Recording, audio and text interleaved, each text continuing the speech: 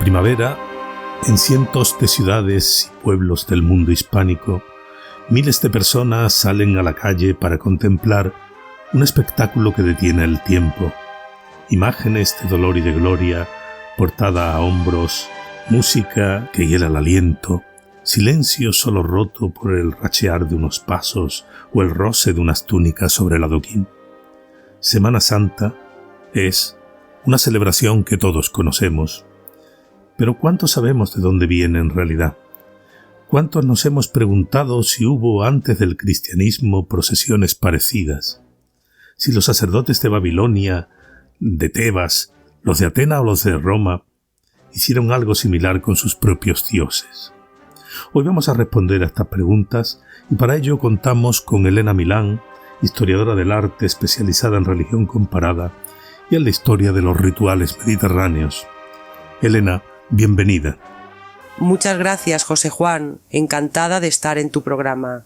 Este tema me apasiona precisamente porque pone en evidencia algo que la historia del arte y la religión comparada llevan décadas demostrando, que los seres humanos, en culturas muy alejadas entre sí, inventamos las mismas formas para comunicarnos con lo sagrado. Elena, antes de entrar en la comparación, necesitamos entender bien qué es una procesión desde el punto de vista ritual. ¿Cuál es la esencia de este rito? Una procesión es, en su definición más desnuda, el desplazamiento colectivo y ordenado de una comunidad en torno a un objeto o símbolo sagrado, por un espacio público. Esa definición cabe en Sevilla el Jueves Santo, pero también en Babilonia hace 4000 años. Lo que hace a la procesión tan universal es que responde a necesidades humanas muy profundas, la necesidad de hacer visible lo invisible, de trazar con los cuerpos una frontera entre lo sagrado y lo profano, de cohesionar a la comunidad mediante el rito compartido, y también la necesidad de mover al Dios, de sacarlo de su recinto, de su templo y hacerlo presente entre la gente. Y esa idea de sacar al Dios es precisamente lo que conecta todas las tradiciones que vamos a estudiar hoy, ¿no es así? Exactamente, con matices teológicos muy distintos, como veremos, pero con una lógica ritual sorprendentemente similar, la imagen sobre una plataforma portátil, el cortejo ordenado jerárquicamente, la música, el incienso, la luz, el recorrido por el espacio urbano, todo eso ya estaba ahí mucho antes del cristianismo. Empecemos por el principio, por el origen más antiguo que conocemos, Mesopotamia. ¿Qué sabemos de las procesiones en las civilizaciones del Tigris y el Éufrates? Mesopotamia nos ofrece el testimonio escrito más antiguo de procesiones religiosas, y son, en muchos aspectos, las más elaboradas de toda la antigüedad. Hablamos de sumerios, acadios, babilonios y asirios. El ejemplo más documentado es la llamada Fiesta del Año Nuevo Babilónico, en babilonio el Akitu. Se celebraba en primavera, en el mes de Nisanu, que corresponde aproximadamente a nuestro marzo o abril, es decir, en la misma estación que la Semana Santa. Eso no es una casualidad cultural. La primavera es el tiempo del renacer, y todas las culturas lo han celebrado con ritos de renovación. ¿Y en qué consistía exactamente esa fiesta? La estatua de Marduk, el dios principal del panteón babilónico, era sacada del gran templo Esagila y transportada en solemne procesión por la vía procesional de Babilonia. Esa vía, que hoy podemos ver reconstruida en parte en el Museo de Pérgamo de Berlín, estaba flanqueada por muros revestidos de azulejos, esmaltados con leones en relieve. Era literalmente el escenario monumental de la procesión. El cortejo atravesaba la famosa puerta de Istar. decorada con toros y dragones en azul intenso, y se dirigía a lo que los textos llaman la Casa del Año Nuevo, un recinto extramuros donde la estatua del dios permanecía durante varios días antes de regresar al templo. ¿Puedes decirnos quiénes participaban en esa procesión? La procesión era una representación del orden del cosmos. Al frente iba el rey, que en Mesopotamia tenía una función sacerdotal indisociable de su función política. Era el intermediario entre los dioses y los hombres. Le seguían los sacerdotes de alto rango, los músicos con arpas, liras y tambores rituales, y finalmente el pueblo. Y algo que me parece fascinante y que conecta directamente con Semana Santa: la estatua del dios era transportada sobre una barca sagrada, la barca de Marduk, que a su vez iba sobre una plataforma portátil llevada por los sacerdotes. Es decir, teníamos una imagen divina elevada sobre los hombros de los portadores especializados, desfilando por la ciudad. El paralelismo morfológico con el paso procesional es absolutamente llamativo. ¿Y cuál era el sentido, digamos, de ese desplazamiento? ¿Realmente qué se perseguía con ello? Ahí está la diferencia teológica más importante respecto a Semana Santa. Para los babilonios, la procesión no era conmemorativa, no recordaba algo que había ocurrido en el pasado, era actualizadora, renovaba literalmente el orden del cosmos. Mientras el dios estaba fuera del templo, el mundo quedaba en suspenso. Su retorno era el renacer del año, la garantía de la fertilidad y de la victoria. El rito no evocaba la historia, la hacía. Pues antes de seguir avanzando, Elena, hacia Egipto, quiero detenerme en algo que has mencionado de pasada y que me parece crucial: la relación entre la imagen sagrada y el ritual que la convierte en algo más que una estatua. En Mesopotamia hablabas de que la estatua del dios no era solo una representación, sino que era el dios mismo. ¿Cómo se llegaba a ese estado? ¿Cómo se animaba una imagen? Es una de las preguntas más fascinantes de toda la historia de la religión. Y la respuesta nos lleva a uno de los rituales más sofisticados que conocemos de la antigüedad: el llamado ritual de apertura de la boca, en sumerio y acadio el mispí, que literalmente significa lavado de la boca. En Mesopotamia, cuando se terminaba de fabricar una estatua divina, no se consideraba todavía una presencia sagrada. Era madera, piedra, marfil, oro, materia inerte.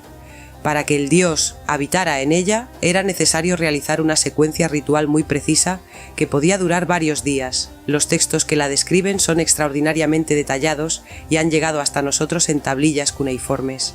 ¿Sabemos en qué consistía ese ritual exactamente?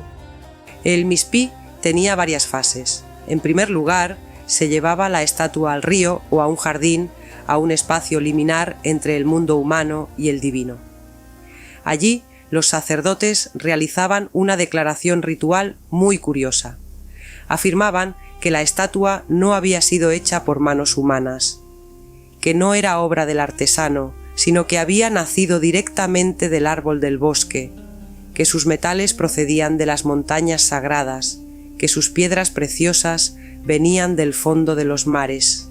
Era una negación ritual del origen humano de la imagen, necesaria para que pudiera convertirse en algo más que un objeto artesanal.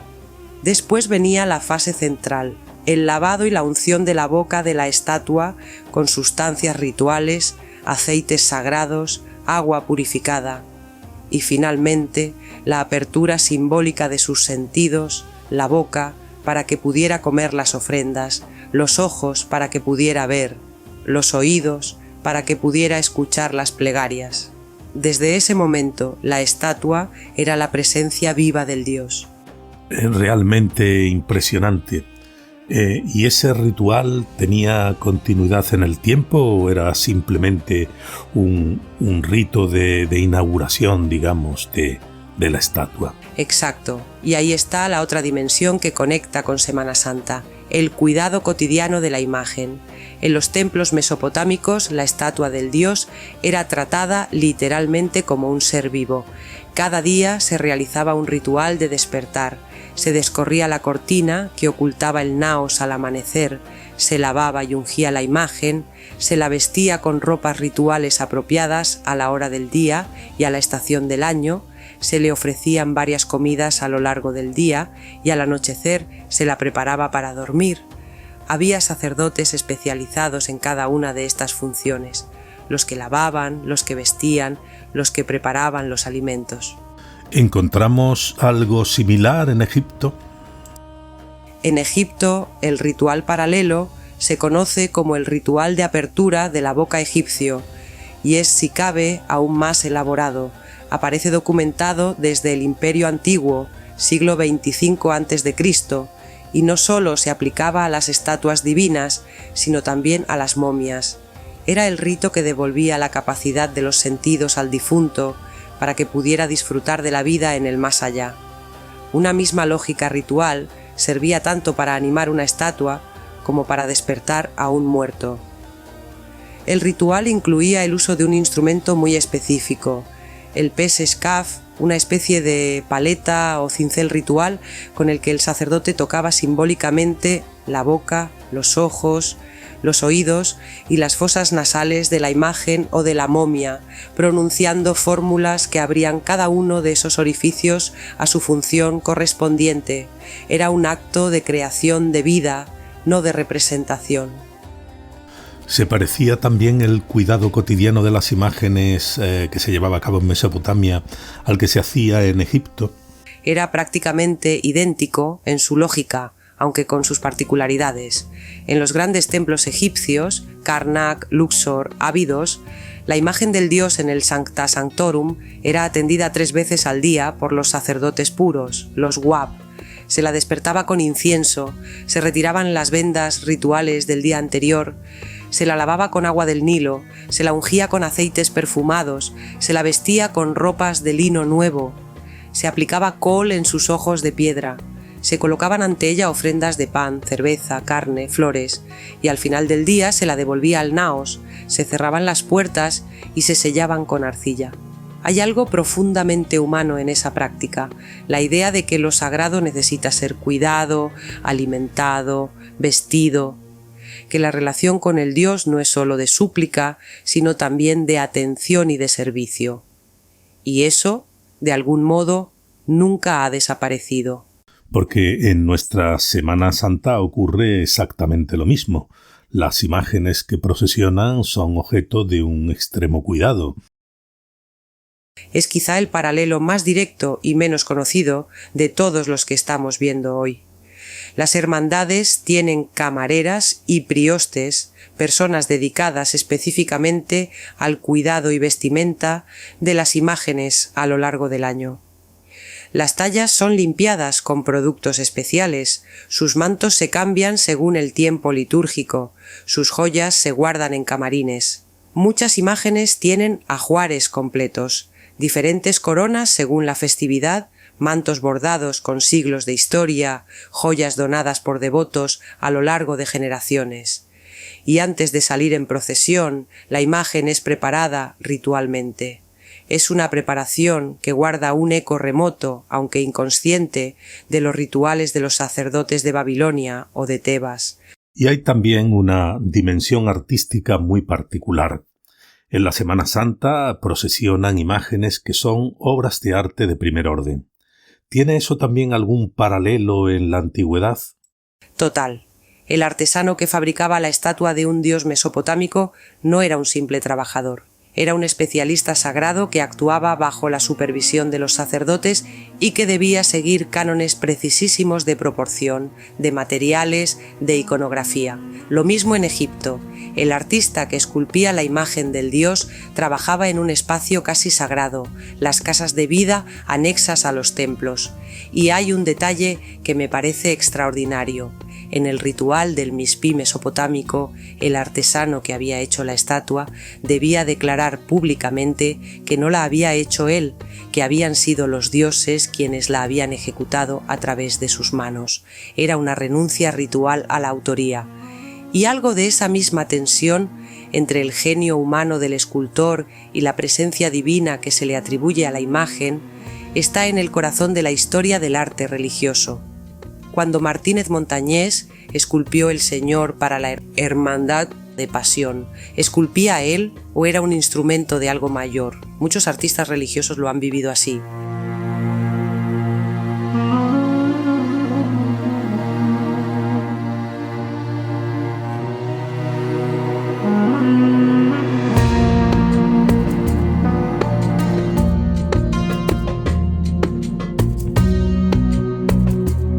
Viajemos ahora al Nilo. Egipto es quizás la civilización que más asociamos con lo monumental, con lo ritual. ¿Cómo eran sus procesiones? Egipto es extraordinario porque nos ha dejado representaciones visuales muy detalladas de sus procesiones en las paredes de los templos. Podemos ver literalmente cómo eran. La imagen divina en Egipto estaba guardada en el Sancta Sanctorum del templo, el Naos, un espacio absolutamente inaccesible para el pueblo. Solo el faraón y los sumos sacerdotes podían entrar. En determinadas fiestas sagradas, esa imagen, pequeña, de piedra o madera preciosa, era colocada dentro de una barca sagrada ricamente decorada, la Genud, y la barca era sacada en procesión. ¿Cómo se transportaba esa barca sagrada? Sobre una plataforma de madera con asas laterales, portada a hombros por los sacerdotes.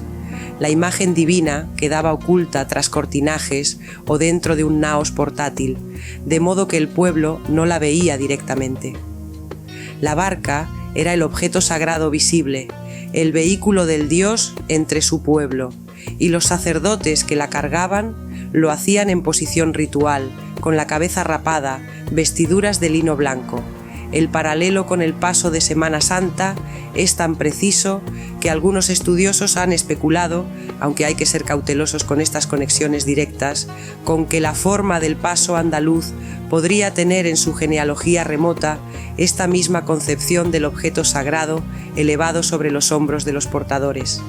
¿Cuáles eran las procesiones más importantes? La más espectacular era la fiesta de Opet, en Tebas. La barca con la imagen de Amón, el dios principal de la tríada tebana, junto con las de Mut y Yonsu, recorría el camino desde el gran templo de Karnak hasta el templo de Luxor. 2,5 kilómetros flanqueados por esfinges, la llamada Avenida de las Esfinges, que los arqueólogos han recuperado en parte en los últimos años. Era un espectáculo total, música de sistros, una especie de sonajero ritual de metal, cantos de las sacerdotisas, danzas, quema de incienso, ofrendas. El pueblo se agolpaba en los lados del camino para contemplar el paso de los dioses, y hay una dimensión festiva muy marcada. Se distribuía comida y bebida al pueblo. Era una fiesta para toda la ciudad. ¿Qué papel jugaba el faraón en todo esto? El faraón era indispensable, era el hijo de los dioses, el único ser capaz de mediar entre el mundo humano y el divino. En las representaciones de las procesiones, el faraón aparece siempre como el celebrante principal. Es él quien porta el incensario, quien presenta las ofrendas, quien recibe al dios. Sin el faraón, la procesión perdería su validez ritual. Es un papel que guarda cierto paralelismo con el del obispo o el clero que preside las procesiones de Semana Santa, aunque con una naturaleza teológica completamente distinta.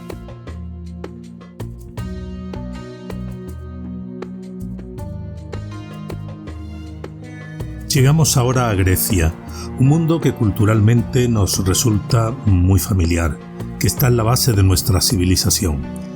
¿Cómo vivían los griegos sus procesiones? Los griegos tenían un término preciso para ello, pompé. La procesión era un elemento estructural de prácticamente todas sus fiestas religiosas, las geortai, y su función era específica, conducir a los participantes hasta el altar del dios para el sacrificio. La procesión era el preludio necesario del acto cultural central. La procesión griega más célebre y sin duda una de las más hermosas que conoce la historia es la Gran Panatenaica. Se celebraba en Atenas cada 4 años en honor de Atenea, diosa protectora de la ciudad, y la conocemos con un detalle extraordinario, porque Fidias la esculpió en el friso del Partenón. Ese friso de 160 metros de longitud es, literalmente, la representación de una procesión religiosa en mármol, ciento. ¿Cómo era esa procesión? ¿Qué recorrido hacía y quiénes participaban en ella? El cortejo partía de la Puerta del Dipilón en el noroeste de Atenas y recorría la vía panatenaica hasta la Acrópolis. Atravesaba el Ágora, el corazón de la ciudad. Era, por tanto, un desfile por el centro neurálgico de la vida cívica ateniense. Los participantes estaban rigurosamente organizados. Al frente iban las sacerdotisas de Atenea, luego los efebos, los jóvenes en edad militar, con sus armas, los caballeros a caballo, los ciudadanos mayores con ramas de olivo y también los metecos, los extranjeros residentes en Atenas, que participaban portando bandejas de ofrenda. Era, en ese sentido, una procesión integradora, una representación de toda la sociedad ateniense. Mencionabas antes un elemento singular, el peplos. ¿Puedes explicarlo más en detalle? Es uno de los elementos más fascinantes de toda la antigüedad. El peplos era un manto, una vestidura sagrada tejida durante 4 años por un grupo de jóvenes sacerdotisas llamadas arreforoi. En ese manto se bordaban escenas de la batalla entre los dioses y los gigantes, con Atenea como protagonista. Cuando el peplos estaba terminado, se colgaba como una vela en un barco de madera montado sobre ruedas y se transportaba así, izado como velamen, a lo largo de toda la procesión. Al llegar a la Acrópolis se ofrendaba a la estatua cultual de Atenea. Imaginemos el impacto visual, una nave navegando por las calles de Atenas, con el manto sagrado desplegado al viento. ¿Se sacaba también en procesión la imagen de la diosa?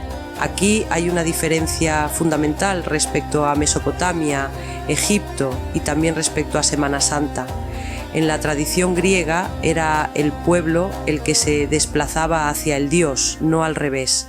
La estatua cultual de Atenea permanecía en el Erekteion, en la Acrópolis. Era la comunidad la que peregrinaba hasta ella, la que ascendía a su presencia.